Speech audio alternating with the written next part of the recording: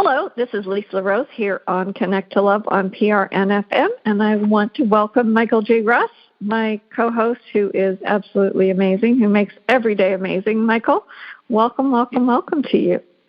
I appreciate being here. You know I do. I appreciate you being here. We always have so much fun, and you leave me so inspired. We get off of our time together, and it just opens up new doorways and new gateways, so that I just can't wait to explore even further. And I'm sure that you have perhaps read the book or seen the book, The 1 Minute Manager by Ken Blanchard. He does these seminars, and I just found out about an exercise, and I just want to talk a little bit about the exercise as we kick off the show today, because I think that it's really applicable to so many people's lives. So when he does his seminars, he asks people to stand up, and he asks them to do two things. He said, first, he asks people to greet other people as if they are not important. And so he gives them time, to walk around and just observe, and allows people that feeling of not only treating other people as unimportant, but also being seen as unimportant. And then at some point during the seminar, he stops them, and then he says he wants people to greet other people as if they were long-lost friends and somebody that they're glad to see. And he said the room just erupts into a cacophony of laughter and people smiling and hugging and chatting with each other. And then after, some time, he asked people to come back and sort of say which they preferred. And it's all about trying to, of course, everybody prefers the second option, which is about embracing and really seeing people. Now, he does this exercise to get people to recognize the difference between a positive thought and a negative thought, and how the positive increases the energy in the room tenfold. And I thought to myself, well, how about if when we walk through life, if we start seeing people with those eyes, that even though we may not know somebody, we drop into and make a conscious effort, a mindful effort, to see somebody as perhaps a friend that we haven't met before.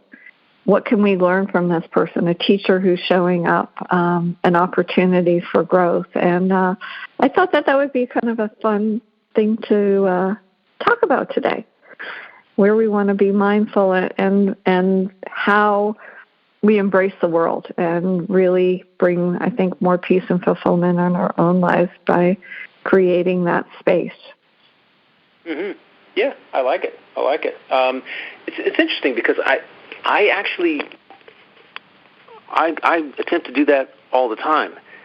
When I see people, meet people for the first time, or I engage with them, I kind of see myself as having known them for, ever. It's a lot of fun to do that. It's a lot of fun to, people don't wear name badges for just no reason whatsoever. People who are, not walking around in stores you go to, your local grocery store or a new store that you've gone to. It doesn't matter where it is. People wear name badges, right? And I get, I have a lot of fun actually quickly seeing what the name badge is and engaging with them in a way, and I use their name in engaging with them. I say, what kind of day you having, Martha? And they're like, wow, yeah, I'm having a great day, or whatever, But instead of saying, hey, how are you? I say, hey, how are you? What kind of day you having, Martha? Enjoying life, Martha? It just makes it that much more fun to let them know that I took the time to actually call them by name, to see what their name was. And sometimes people actually ask me, how'd you know that was my name? And I'm going, oh, remember, you're at work, you're wearing a name badge, But it doesn't really mean anything. It's the point that if you see people in your local grocery store and say hello to them, even though you don't know anything about their life, you don't know anything about them outside of that moment of contact that you have every time you're in the store. It's fun to sometimes they'll ask you, when you get that close, they'll say, what are you doing today? I said, I'm going to go play golf in a little bit, or I'm going to go back to work, or I'm going to go whatever. And what time do you get off, and what are you going to do? Just kind of get into a little conversation about that, because you never know who's just going home to be alone. Right. In my mind, I think I don't know what this person's doing. I don't know what they're doing with their life. Maybe this is the only association with people that they have in their life here in the store. And I want to make that as positive as possible, as energetic and as upbeat as I possibly can, because life is not about being downbeat. It's about being up. Absolutely. And that's kind of the way I see everything and every encounter, no matter whether I'm in a restaurant. I'll walk into a restaurant, our favorite restaurant, and I get to know the people that work there and call them by name and have certain people serve us and get to know the manager. It just turns out the manager of our favorite restaurant moved in around the corner from us. So we've had her over twice in the last 4 weeks. Oh, that's wonderful. Yeah, you have a new neighbor and a new friend. That's fantastic. Yeah. Well, we've known her through the restaurant, but then she moved into our neighborhood, and we're like, wait a minute, you living here now? Yeah, so her day off is Sunday because the restaurant is closed, and we've had her and her husband over twice, and it gets her out of the house because the only people she sees throughout the week are people at the restaurant where she works. It's a very high-end restaurant. It's very nice. A lot of people come in there. It's got great food, great menu, great staff, and it's always fun to see her. She even before we knew her in a more intimate way, she was always so friendly, and she has a big smile, just like I have a big smile, and we share smiles together and talk about life, and I think she had a health scare where she had to do some cancer treatment, and because she had been gone for like 4 weeks, and we're like, where's Hattie? She's off. She's dealing with a health issue, and when she came back, it wasn't a month or so after that they moved into our area. So it's fun. I guess the bottom line of this is that we're talking about being mindful today, and I would encourage our listeners here on PR and FM and through our podcast at Connect to Love to just think about mindfulness as a way of being present wherever you are, seeing the people, looking them in the eye, actually being present with the person that you're dealing with, right? Even being present with your dog if you're taking them for a walk. Don't be on your phone. Be connected to what your dog is doing. And if you're at home and you have a cat or some other kind of animal, and you're actually being mindful in playing with them, engaging with them at the time, look them in the eye. Let them know that you are present with them. It's so important. It's so simple. It is. There's a lot of ways to improve your life that don't cost money. There's a zillion things you can do that don't cost any money that make you feel absolutely amazing, as good as if you did whatever you could if you were a billionaire, even better. It doesn't make any difference. It's not about money, but these things don't take money. It doesn't take money to smile. You don't have to be wealthy to smile. You don't have to be wealthy to engage with somebody and wish them well. And it doesn't cost you anything to be nice. Yeah, right. You may have something going on in your life. However, engaging with other people, they're not part of that. They're not part of that. And people have to recognize and remember that just as they may be coming to you with a bad attitude, somebody, you don't know why the bad attitude is present. And you're never going to know fully because you don't know them. Even if it's somebody that you know really well and known for decades, they may not tell you the real underlying reason why they're, not feeling bad, why they're feeling angry, why they're feeling, off. Even if you ask them, they may lie to you to make you feel good or because they don't want to talk about it. But it doesn't cost any money to be nice or smile or be mindful of how you're engaging with people.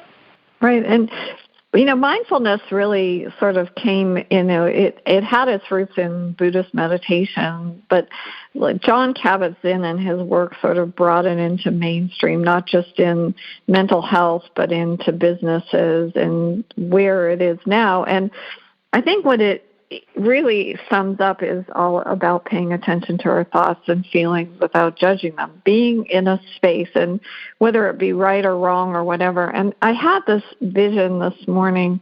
It's going to sound really funny, but if you've ever had a chance to hit a piñata, and you're the person that's blindfolded, and you've got a stick in your hand, and you're just swinging and swinging and swinging at the air. But it's everybody that's around you can see that piñata, and they're like, oh, it's just so simple, just hit it here. And then when you hit it in just the right spot, the sweet spot, all of a sudden all this candy comes out, and you can enjoy the fruits of it. And I was thinking about that in relationship to mindfulness, because I've got a weird mind like that. But I thought about like how many times, and it's just so simple, we just need to steady ourselves and anchor in and sort of feel, whether, intuitively or whatnot, and kind of ground yourself and then take that strike. And a good friend of mine who I actually met when I was in Tanzania on a flight. I was going from Dar es Salaam, and I got on this plane with the doctors and the nurses and the other people I was traveling with, and I just sort of thought, well, where's a good place to sit? And I ended up asking this gentleman if I could sit next to him, and I'm looking for the seat belt, and I'm like, excuse me, can you tell me where the seat belt is? And he's like, they don't have a seat belt. They don't care whether or not you wear a seat belt. And I was like, okay, I feel real safe on this plane, not a problem.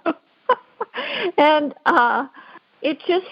but it was interesting because it was through that I started having a conversation with him and where he worked. And he had been in the high-end hotel business, and so he had a very, very busy life. And we were speaking about that, and he said, but he had left that because he developed an inoperable brain tumor. Mm-hmm. And, do you talk about something stopping you in the midst of your wonderful life? You travel everywhere. You have all these fabulously wealthy people around you, but you don't have your health. And so he started to seek out practices that he could anchor into. And he found the work of Thich Nhat Hanh, and he started to go to different seminars, and he asked at the end, he was starting to practice meditation and quietness because he had this massive tumor that nobody could help. And so he thought, well, I need to go within. And he asked and said, is there any way that you can help me? And he said, I'm not able to help you. But then later on came back and opened the doorway for Christian to go to a monastery in Bhutan. He said when he got there and leaving a life of comforts, and he said he was dropped off and a monk met him, and he had to carry his suitcase all the way up this mountain. And he said he only left the monastery twice in a year, but they would practice this mindfulness and these meditations and quieting the very, very busy mind that he had. And at one point, he asked the head monk if he could leave, and he said, no, not yet. And then one day, the monk came and he said, you're ready to go. And when he came back into society, he discovered that his tumor was completely gone. And so he started wanting to, he got a burning desire. He had a new purpose in life to start training and helping people with mindfulness. But it was such a delightful conversation. It was really, although I had been aware of it, really the first application that was anchored in for me in a physical sense, that when we are fully present with ourselves, and it doesn't mean that we have to, be mindful with a mantra or whatever it is, that you just go within and go with the flow, and whatever is meant to unfold will unfold, and letting go of everything else around you, that it really does have a very powerful effect. I'd love to hear your thoughts about that, Michael. Did he expound upon what it was that he felt helped him eliminate the tumor? I mean, the whole concept. Did he elaborate, I should say, on what it was that he believes helped get rid of his tumor? Was it he said that it was? Yeah, he said that it was just quieting the mind. There had been so many distractions and so many things, in the hotel business or any type of industry where you're in the service industry, you don't have much downtime. It's always about pleasing people, and you're putting out fires all the time. And I think it's not just that industry. I think it's the nature of society today. Yeah. But for him, it was any high-end job, executive jobs require almost a 24-hour presence, which is something that it's almost impossible to maintain forever. You're in it for a while. But as I hear this story, the thing that comes to mind is that this brain tumor was his cosmic 2x4, his pivot point, where he was not meant to do that. And maybe he kind of felt it, but kept kind of fighting it, and saying was. And then finally, the physical, the incompatibility with where he was manifested in, and what he was dealing with was manifested in the physical. Now it's the brain tumor. Now he has to go back and the second thing is the mindfulness aspect of quieting the mind. I don't know how many hours or what his routine was in the monastery. It would have been interesting to have learned what that was, just kind of get a boots on the ground kind of idea of what his day was like.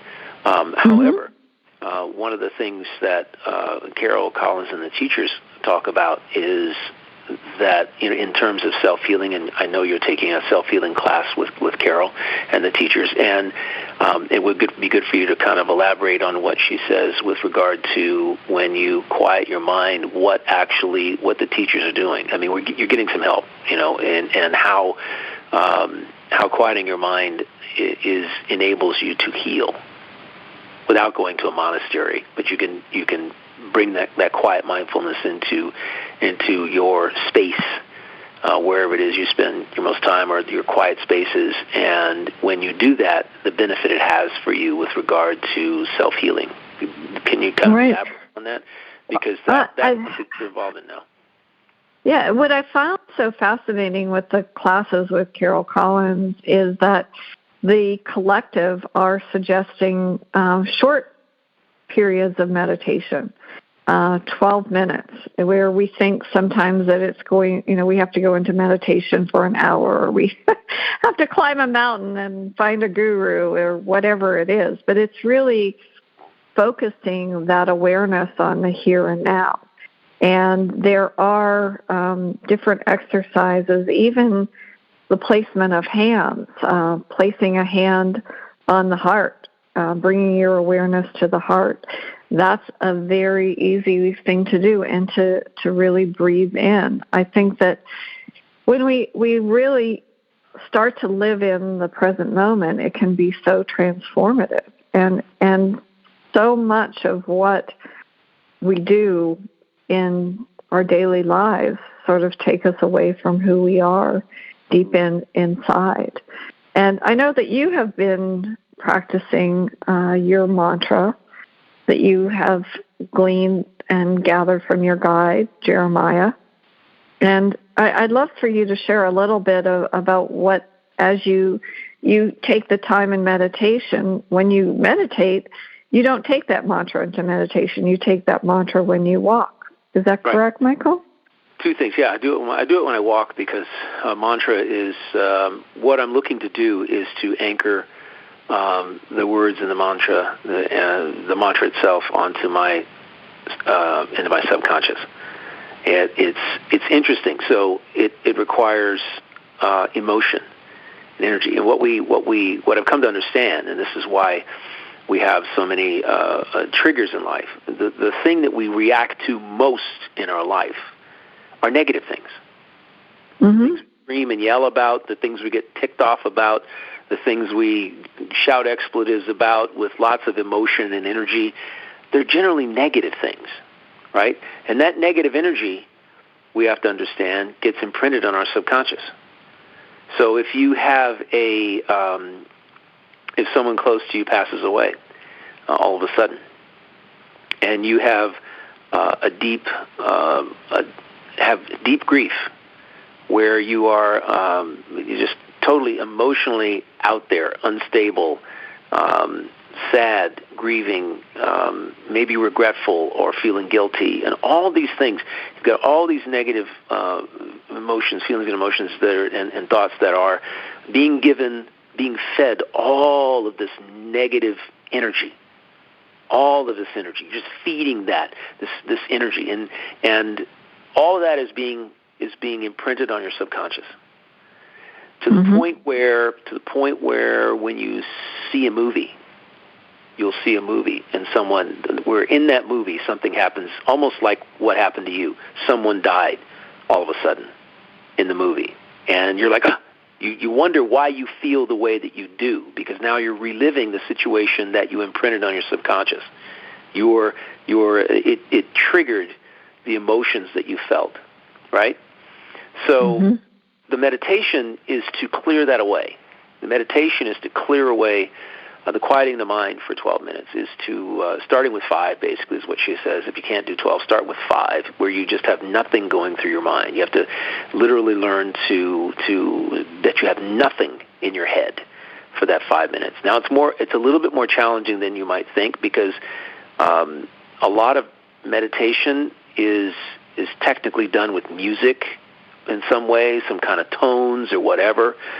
There are no tones. This is totally quiet. Evidently, teachers say the tones and all that, yeah, it's relaxing, it's great, but it doesn't allow your guide to clear your subconscious, to clear all this negative energy off your grid. And what you want is to clear the negative energy off your grid. So the gentleman who you were sitting next to who had the brain tumor, from what I've gleaned from Carol and the teachers and what I've been listening to them and reading over the past 4 or 5 months, is that he might have had so much tacked on his grid. Just his grid was just totally full of things. Even though he was a positive person, you can still, because you expose yourself to all this negative energy, you actually, because that's what you focus on at the time. It's all about what you focus on. You know, right. You might not think that slasher movie is impacting your subconscious grid. However, when you're focusing on it, it is. And this is the interesting thing. It's why she said, when you watch, you spend an hour a day watching about the war in the Middle East, the news, and you watch an hour of it, story after story after story after story, image after image after image. All of that is going on to your subconscious grid, all of it. And because you're focusing on it, because you find it interesting, right? You use that a lot. What you find interesting, right? That's what you're focusing on. So what I've been doing for the last 5 months is really just shifting my focus, making sure that the majority of my focus is on positive things.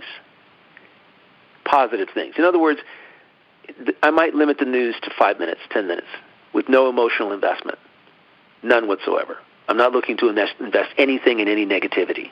And I've learned that, and what Carol and teachers keep saying is that you can turn this around, and you can hack your mind. In other words, you can. Oh, absolutely. Yeah, you can hack. They call the science neurobiology. Absolutely. Yeah. I mean, that's so you're it's not airy-fairy woo-woo. You're cheating. In other words, you're what the mantra is. It's a intentional imprinting on your grid. Whatever you find interesting, whatever you put love into, and that is what you will get. If you turn around, and so you have to be very careful about what you're focused on. That's why I've never been a slasher movie kind of guy, a Halloween or a whatever, a Jason thing. I've never been into all that. I don't get to derive any pleasure from that whatsoever, right? But there are people who do, and it's not for me to tell them, that's a bad thing. Or if you're watching a lot of Criminal Minds TV shows where they show a lot of gruesomeness and gore and people doing things that are the scripts are so out there, serial killer kind of stuff. It's interesting because on Criminal Minds, the TV show, Mandy Patinkin, who was best known for Princess Bride, for being the Diego Montoya, right? In Princess Bride. What a great movie, right? You can sit around and watch that movie 100 times. It's so great. Diego Montoya. He quit the show. He quit the show because the scripts were so dark. It was beginning to impact him, and it was beginning to impact him mentally and physically. Because you know that he's just acting. It's just acting. It's not real. But the stories were so gruesome that he quit because he said, "It's too much on me." Yeah. It's not the kind of stuff I want to take home.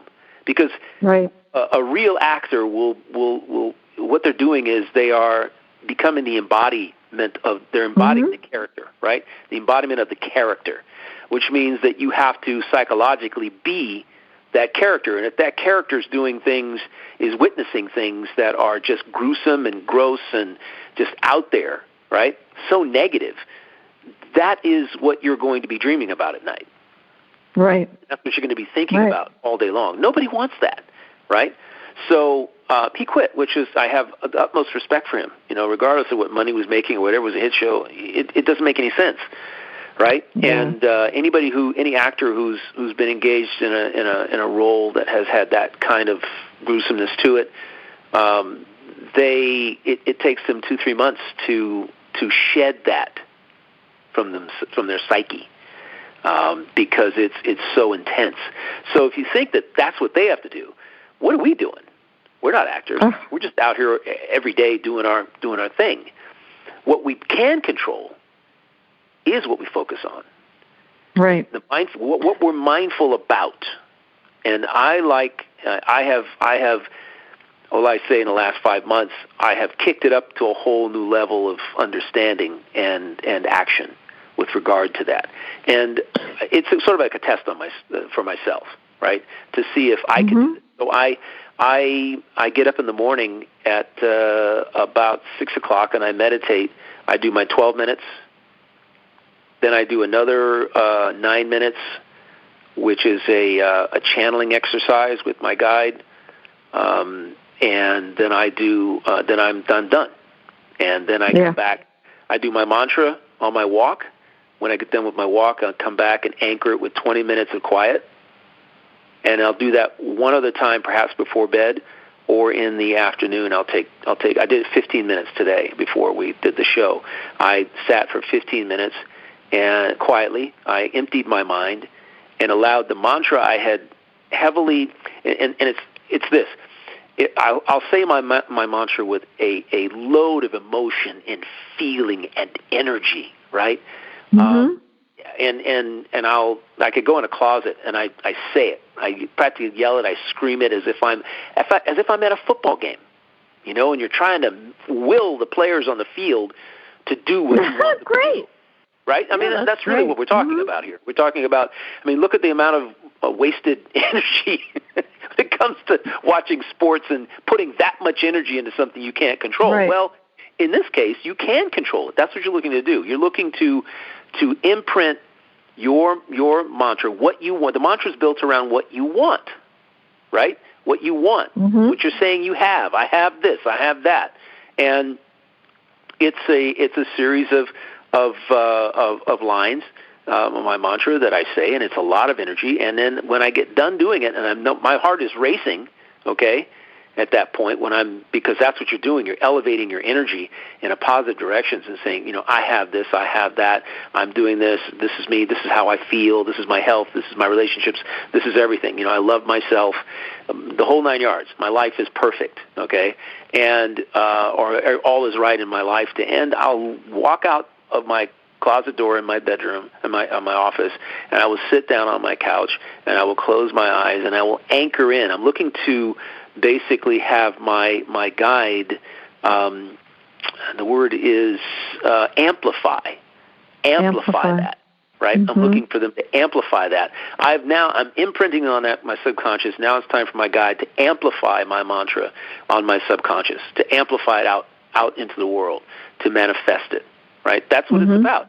So a mantra a mantra is sort of like an affirmation. It's very much like an affirmation, but it's designed to encompass exactly the nucleus of what you're looking for, what you want in your life, right? And so that is the key. That is the key. And I'm in understanding this. I'm going like, wow. Carol is going to do this wonderful. I think it's on the 28th of December. If that's the date, I'm sure she'll announce it. But if you go to americasmedium.com, I'm sure, and hook in with her, she's going to do this thing in the 28th of December. She's going to do a piece about vision boards and what you need to do to sort of what I'm doing now. I combine the mantra with my vision board and then my amplification by my guide. That's what I'm doing. I'm going to imprint hard. So it's fun on the walk too. By the way, it's fun to just yell at the top of my lungs as I'm walking out of the forest. Well, the thing that I get a vision of, Michael, it's kind of like you're a big television tower and you're broadcasting that out into the field, into the energy field. You're like, this is, and you're doing it with you don't want to just reach just the local neighborhood. You want it to go out there. And when you were speaking about the television, I just want our listeners to understand that when you watch a show that's the opposite of positive, and you can go on NIH's PubMed and do a search yourself, and you'll find oodles of studies where they have found that when you watch a show that is the opposite of positive, or like a drama show like that gets you engaged, and say you were going to get blood tests the next day, your cholesterol is going to be elevated. Your glucose levels are elevated. It's so interesting to see. We don't really think about what we're feeding ourselves is actually impacting the physical body. And so when you think about it, that you have control over what you're bringing in. And if you want to heal yourself by changing different activities in the brain circuits, whatever, it's all about empowering yourself. So focusing on your breath and the body sensations, where you're tense, your posture, whatever you do to settle yourself in to that mindful state.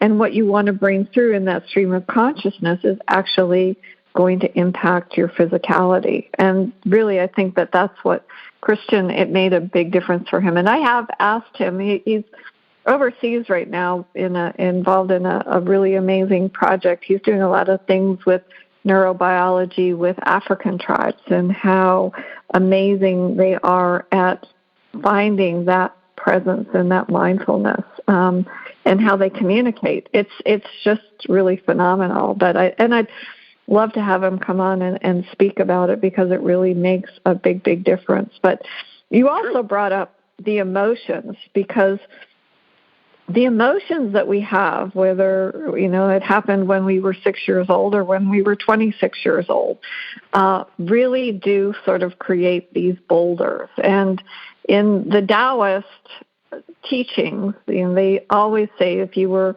down near a river and you saw a big boulder, they ask you the question, is the boulder pushing the water one way, or is it the water pushing the boulder? And really, the boulder just is. It just is there. It's in a space where the water flows around it. And I think that that's really what we need to do in a mindful state.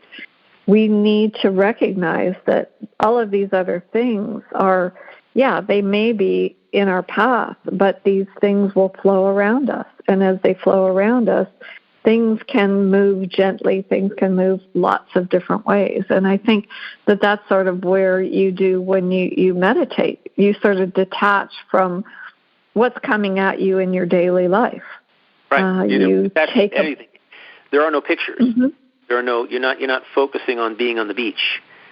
watching the waves and all that. That's not what you're doing. You want no visuals whatsoever. You just want to literally quiet the mind, take yourself to alpha state. That's all you want to do. That's what you need. You have to be as quiet and unfocused on anything. That's why music is not a good thing.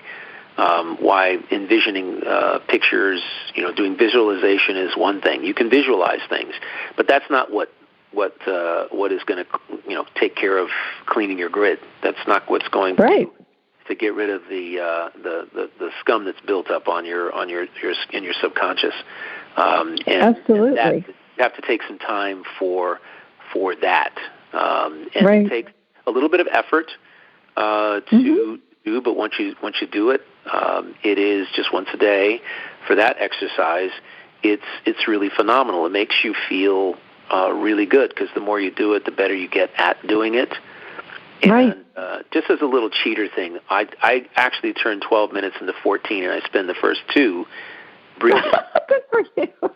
Yeah, I do. I want to have 12 quality minutes, so I spend the first. I add 2 minutes onto that on my timer to breathe deeply and to talk myself into a state of relaxation. Every muscle, every fiber, every being, that kind of thing.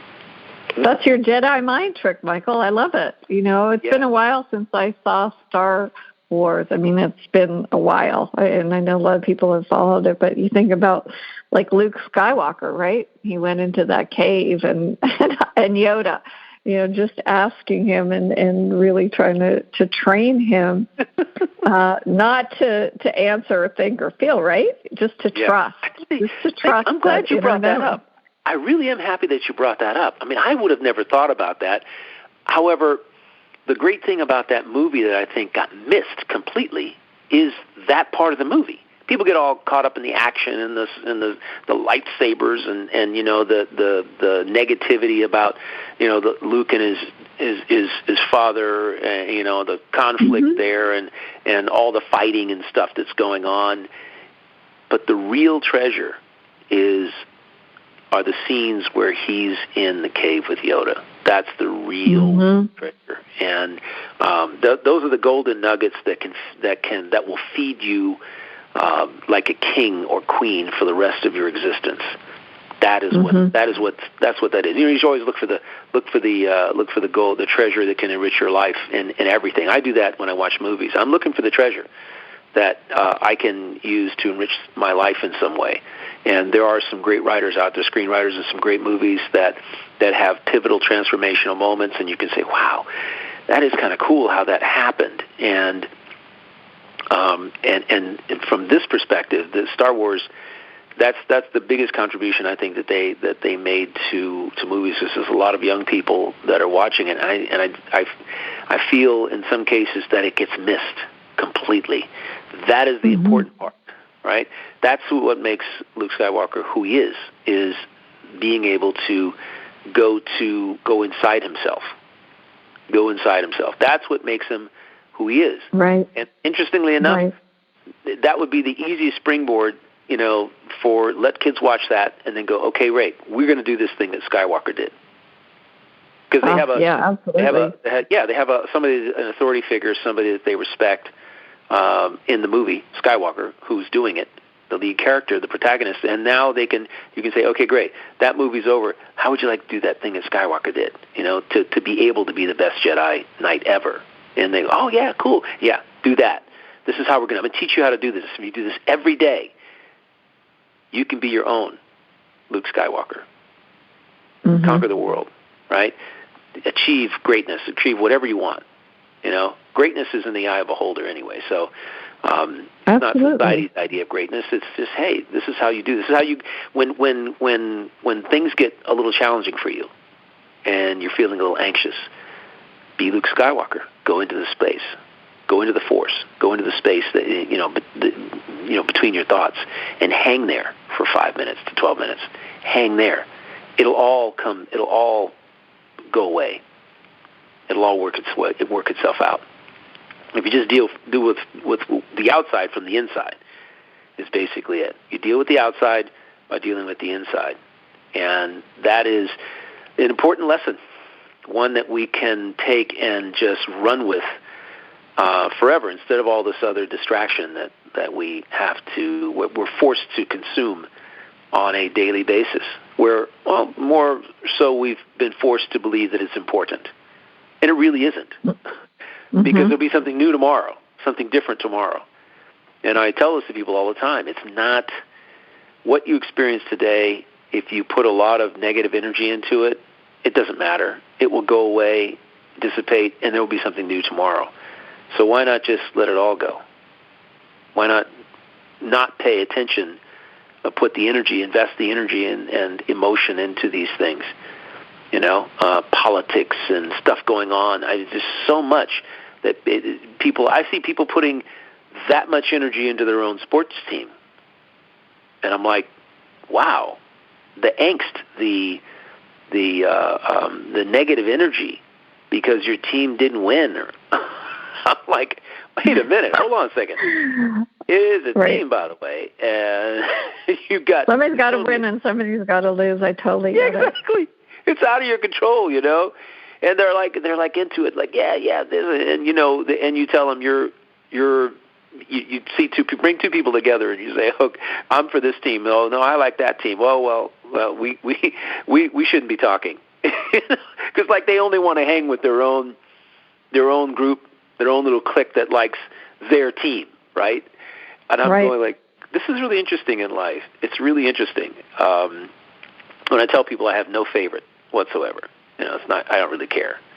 I like to watch a little bit of this and that. That's fine, but I don't spend hours engaged in watching something unless it's a soccer game. I like the women's U.S. soccer team.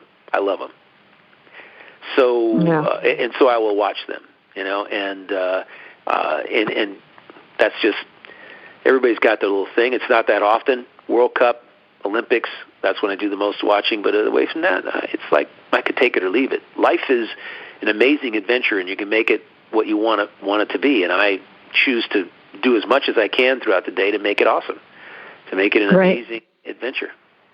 Well, I think the silence, but I even think the silence for that 12 minutes with the extra 2 minutes that you've added to that really does help you ground yourself. You probably come out of your meditation with ready, the mind is quieted, so it's ready to receive new nuggets of wisdom, whatever it is.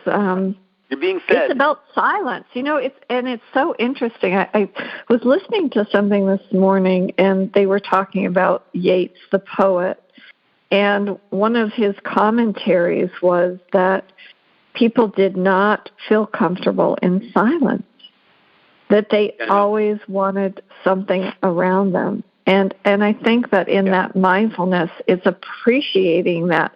Now, some people have said that the beauty of music is the space between the notes. And I've heard that with other things as well, that it's that moment between, like, okay, what's going on, that's really where the beauty comes in. And to enjoy that silence and be mesmerized. And I think when you go see the symphonies, or I love the weaving of all of the different instruments together and how things will manifest. It just is, to me. It's like food for my soul, I guess, is what I have to say about it. I agree with you 110%. I think that it's not yearning to, but actually putting yourself in a position where you see those kinds of experiences, where you place yourself there.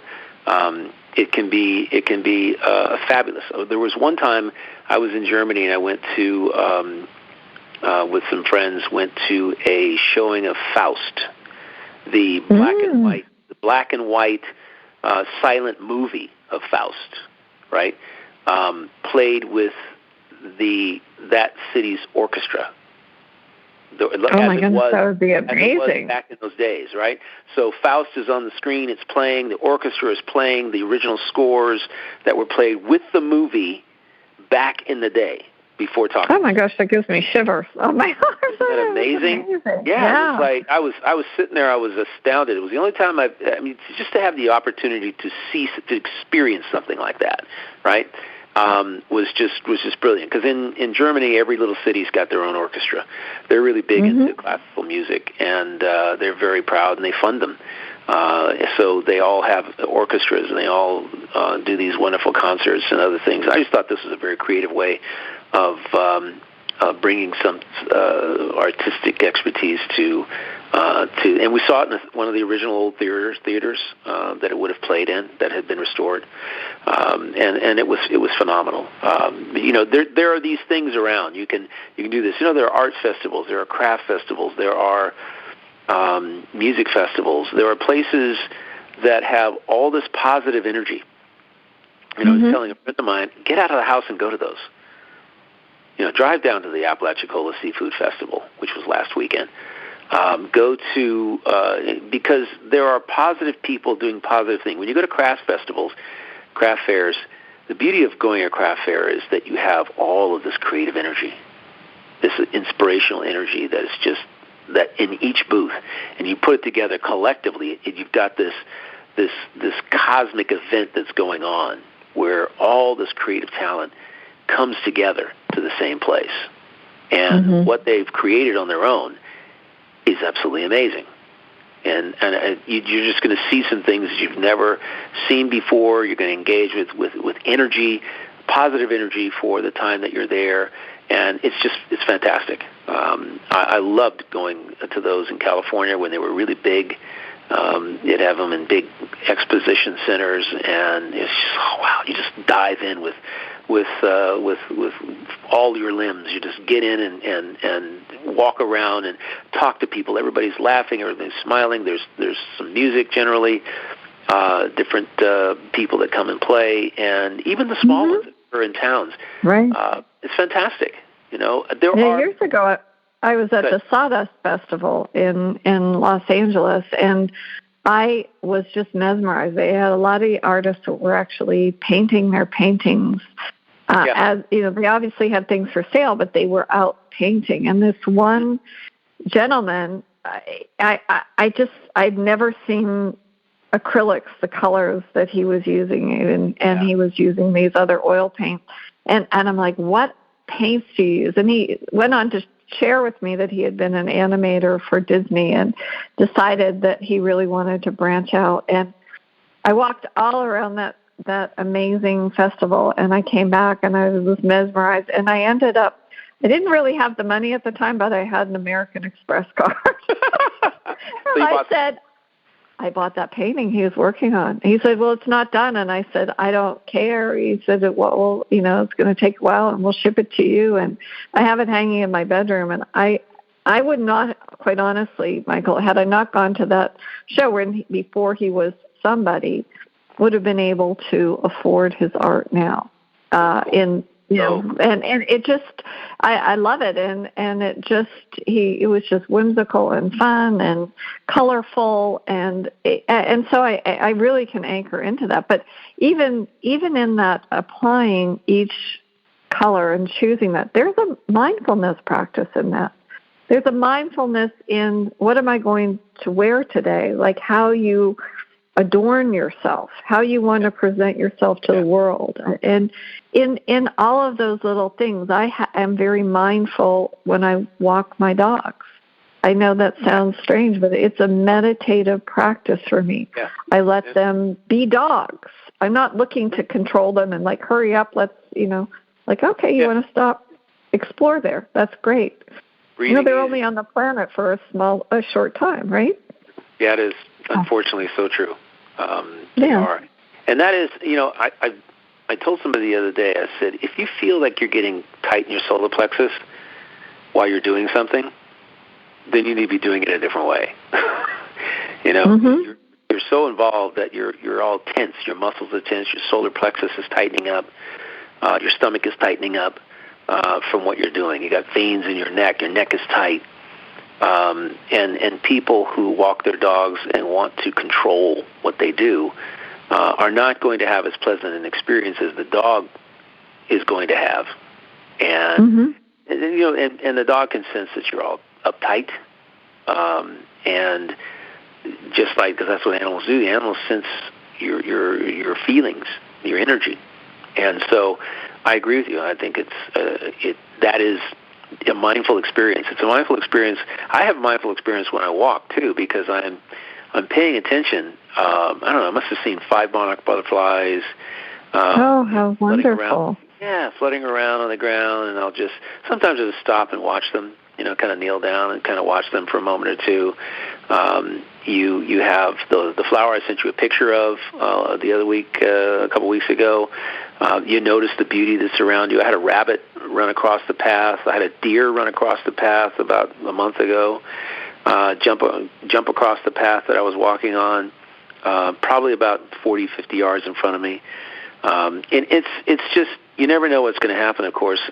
But the bottom line is I'm out there to commune with the beauty of where I am. I'm breathing in the air. I'm not thinking about something that I need to be doing when I'm done, or something I need to do tomorrow, or something that I did, or something that someone said. That's not part of it. It's being present where you are, breathing, and enjoying the ride. Right. Enjoying what you're doing. I have a lot of respect for people who involve themselves in building things and using their hands, because the focus and attention that they have in doing that is also meditative. It's also very mindful. Because what does somebody say?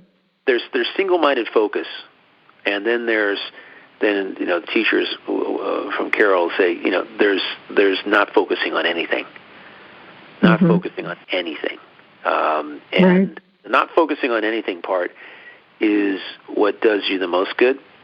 It's what did your friend, is your friend named Christian, the gentleman who... Yes, Christian. Yeah. It's not focusing on anything and allowing the universe to come through you. Your own guide, probably connected with his own guide while he was there, and let them just work on his energy field and clear it out. The number one reason to sit quietly for 5 to 12 minutes is emotional balance. Emotional balance is the number one reason, why you're doing it. Even beyond, I don't do it to anchor in my mantra. I do that specifically for emotional well-being, emotional balance, because your guide has an opportunity then to help clear away the stuff that you have invested in emotionally that you don't need, that is of no benefit to you. And this is why I don't watch reality TV. Reality TV is only reality TV like Survivor, which is I think one of the most popular and one of the oldest that's running. These are shows that are scripted to be dramatic, scripted to be problematic for the people involved. And when you find yourself watching something and you find yourself saying, what in the world are they doing that for? Why is this happening? Who would do that? If you find yourself thinking in those types of things, you're watching the wrong program, because you're way beyond it. To me, it's like, they're all scripted. There is no unscripted. It's kind of like there's different protagonists doing different things. There's always the same kind of character. There's the person who's revengeful. There's the person who's happy. There's the person who's this and that. The different personality types. They find people who match these personality types so that they can conflict with each other. Right?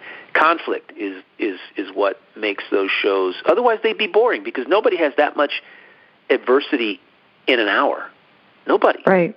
Or in a. But you know what that adversity does, and it's sort of like when you said somebody was forcing something that they were doing. I bet they stop breathing. They hold their breath. They're not breathing as you do when you are mindful. And when you stop breathing or you're in that place, there's exhaustion. It's almost like a starvation. It's like, starving yourself all day and then, okay, I got to remember, I got to breathe, and that then you're ignoring that hunger. You're ignoring what your soul needs. That's when you start having illness. You start having exhaustion. You start having all of these different things, where instead, when you're mindful and you're choosing to be happy, you're choosing to be present, you're choosing all of these other things, it brings in grace and nourishment and you feel rested and you feel joyful and you're ready. You're like, okay, you get up from your practice of 12 minutes with the additional 2, and guess what? You're not ready for a nap. You're ready to go, right? Am I correct, Michael? It is true, especially in the morning. I do it in the morning. Before the time change, I was getting up at 6 and it was completely dark outside. It was totally dark outside, and I was meditating through the beginning of the sunrise. And now the time change has changed, and now at 6 o'clock it's light outside.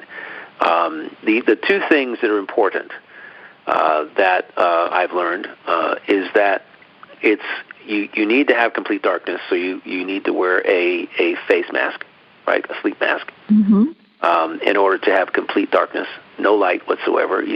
There's too much light even when you close your eyes. There's too much light coming through. And the second thing is noise. You want to have none. So noise-canceling headphones, or I take noise-canceling headphones and put them over my ears, but I don't turn the noise-canceling function on. I don't need it. But the interesting thing is when you put headphones on is that you can hear your heartbeat, and you can hear your breathing. And a lot of times what I'll do is I'll just listen to my heartbeat and relax my body to that, right?